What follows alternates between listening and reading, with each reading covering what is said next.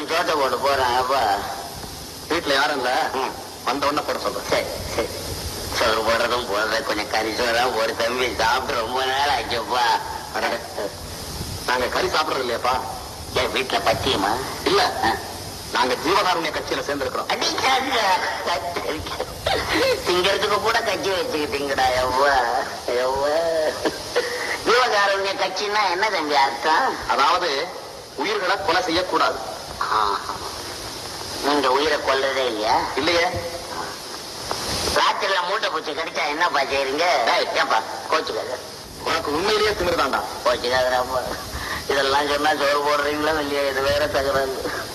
எப்பா ஏதாவது 2 காசை போட்டு விடுறாப்பா. நம்ம போறேப்பா. எனக்கும் வாய் சும்மா இருக்காது. எப்போ நம்ம ஏன் இந்த வம்பு?